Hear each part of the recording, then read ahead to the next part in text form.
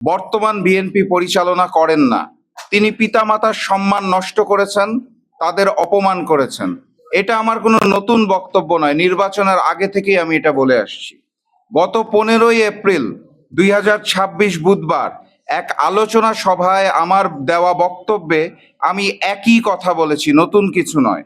আমার এই বক্তব্যের পরিপ্রেক্ষিতে আলোচনা এবং সমালোচনার ঝড় উঠেছে। অতীতে অসংখ্যবার দেওয়া বক্তব্যে তেমন কোনো প্রতিক্রিয়া দেখা না গেলেও 15 এপ্রিলের বক্তব্যে বড় রকমের প্রতিক্রিয়া লক্ষ্য করা যাচ্ছে।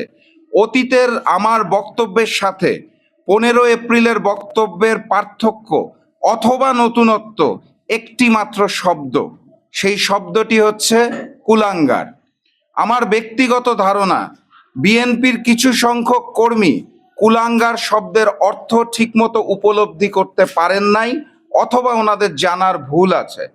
আমি তাদেরকে বিনয়ের সাথে বলতে চাই, কুলাঙ্গার শব্দের অর্থ কুল যোগ অঙ্গার।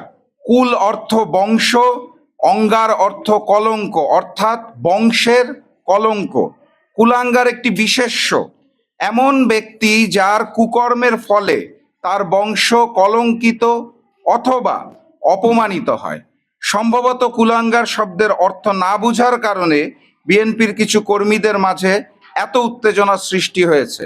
কারণ এই বক্তব্যটা আমি দীর্ঘদিন ধরেই দিয়ে আসছি। এই একটি শব্দের কারণে আমার বক্তব্যের অর্থ পরিবর্তন হয় নাই। তারপরেও যেহেতু বিএনপি কর্মীরা তারা কুলাঙ্গার শব্দ ব্যবহার করার জন্য রাগ করেছেন, কষ্ট পেয়েছেন, তাই আমি বিএনপি সমর্থক গোষ্ঠীর কাছে আন্তরিকভাবে দুঃখ প্রকাশ করছি, অফিসিয়ালি দুঃখ প্রকাশ করছি। ভবিষ্যতে আর কুলাঙ্গার শব্দটি ব্যবহার করব না বলে আজকের এই সংবাদ সম্মেলনের মাধ্যমে কথা দিচ্ছি, ঘোষণা দিচ্ছি। কিন্তু অতীত থেকে ব্যবহার করে আসা আমার বক্তব্য কিন্তু একই রয়ে গেছে। আমি এই শব্দটা যেহেতু আপনারা মন খারাপ করছেন, আর ব্যবহার করব না।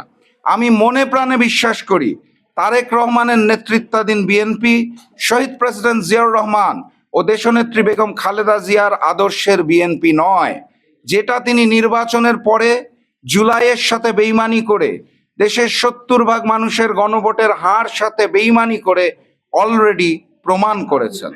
সম্মানিত সাংবাদিকবৃন্দ, আমার এই বক্তব্যের পরিপ্রেক্ষিতে দেশের বিভিন্ন অঞ্চলে বিএনপি সমর্থক গোষ্ঠী প্রতিবাদ করেছে, মিছিল করেছে, মিটিং করেছে, আমার কুশপুত্তলিকা দাহ সহ নানাবিধ কর্মসূচি পালন করেছেন।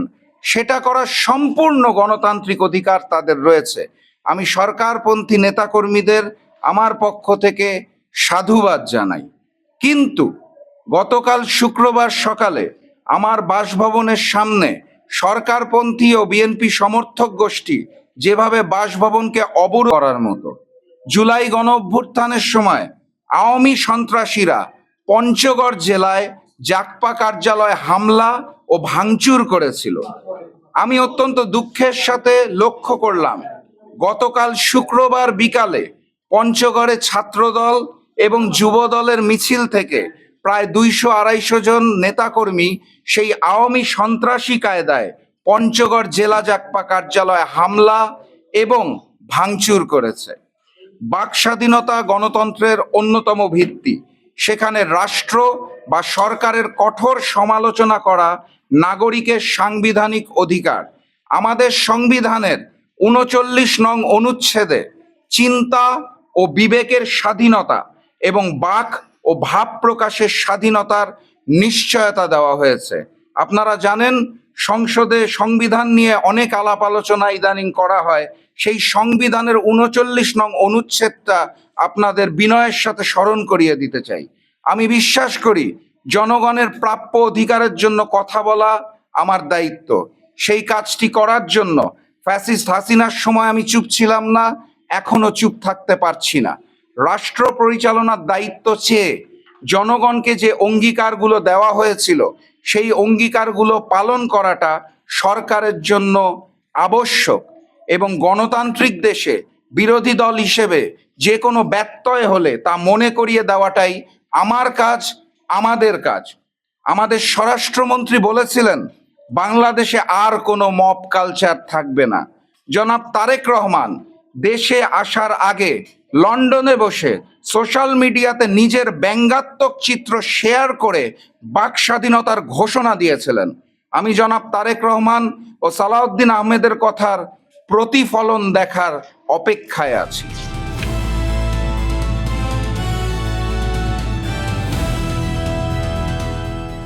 দিনাজপুর টিভি, মানুষের জীবনের কথা বলে।